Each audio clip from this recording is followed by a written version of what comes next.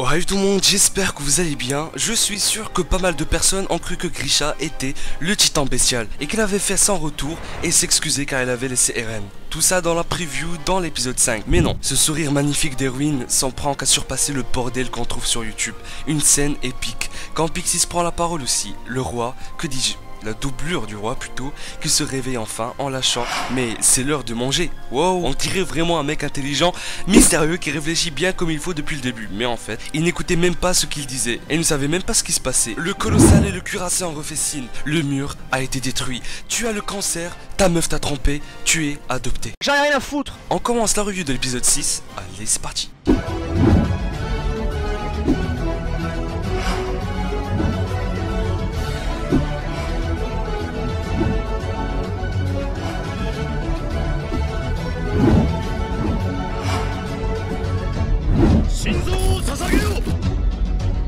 Eren est un peu perdu, il se réveille enfin, se demande si tout le monde allait bien, Historia qui vient en affirmant que Rodresse était du côté de l'humanité. De plus, Yeager qui reconnaît un peu cet endroit un petit peu cristallisé, comme s'il était déjà venu ici, mais on lui dit que ce n'était pas le cas, c'était juste des souvenirs.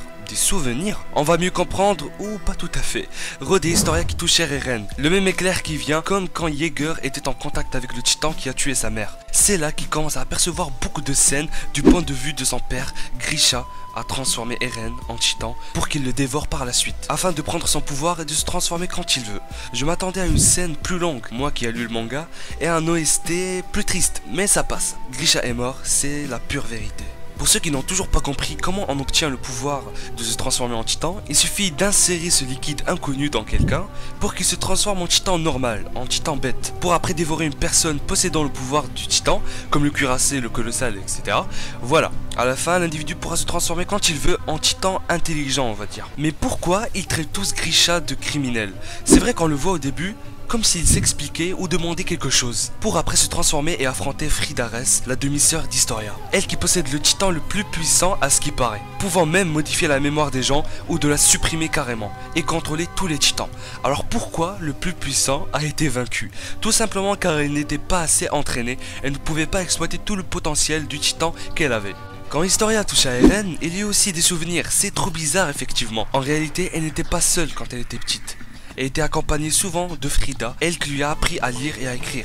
Un moment trop kawaii ici quand elle rigole, si on peut pas tomber amoureux franchement. Plus sérieusement, par la suite, il parlait d'une certaine femme, on la voit dans le livre avec un démon, qui ressemble un peu au titan d'Ymir. Frida dit à Historia qu'il fallait être comme elle, mais il lui répondit « Je veux devenir comme toi, grande sœur ».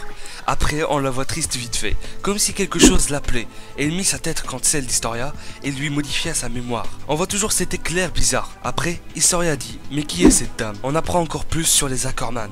Levi, Kenny et Mikasa ont tous vécu un moment où ils avaient ressenti une énorme force en eux. Je me demande quand c'était arrivé pour Levi et Kenny. Et aussi, au début, la lignée des Ackerman était alliée avec le roi. Mais plus maintenant. On apprend que cette branche fait peur au gouvernement, car impossible de les contrôler avec le titan qui a le pouvoir de modifier la mémoire et j'en passe. Erwin et Zackley à la fin ont fait tout ça pour leur cause. Quand Pixis dit « Contrairement à vous, je fais passer l'intérêt de l'humanité avant le mien », viendra une vidéo spéciale sur Erwin Smith que je ferai. Sinon Zackley est un vrai sadique, j'ai même pas envie de parler du fonctionnement de la machine là, ça me dégoûte. Et regardez-moi la jolie censure. À la fin, l'escouade Levi qui se prépare à affronter les hommes de Kenny. Il leur dit « Êtes-vous prêts à vous salir les mains ?» Kenny est-il un hypocrite? Quand il dit à Rod « J'ai aussi confiance en vous ». Mouais. Et le roi avait dit qu'il ne pouvait pas commencer le rituel si elle était là. Mais pourquoi? Là, Eren est sur le point de se faire dévorer. Mais par qui? Kenny se préparant avec un petit sourire, mais juste avec ça, c'est trop ouf. Cet homme me plaît trop. La transition avec le couteau aussi, c'est oufissime pour moi. J'admire trop. Sinon pour Eren, on peut dire que maintenant, il possède deux pouvoirs de titan, celui de Grisha et celui de Frida. On constate ça que maintenant, vu que son cri a fait contrôler les titans dans la saison 2, comme le titan de Frida, qui fait ça aussi. Et ce mec, c'est Kate Shadis. Il jouera un rôle très important, si on l'a vu, ce n'est pas pour rien. Même dans l'épisode 1 de la saison 1. Ça sert à rien de dire que j'ai spoil. C'est la fin de la review. Je compte faire une vidéo qui parle sur le sous-sol, ce qui se cache dans la cave de la maison d'Eren. Ça fait 1 an que je voulais faire ça et il y aura vraiment du spoil. Mais si vous êtes curieux, je vous invite à être en rendez-vous, à activer les notifications. On se retrouve pour la revue du sous-sol. Je vous lâche un énorme acquis de roi dans la gueule et à la prochaine.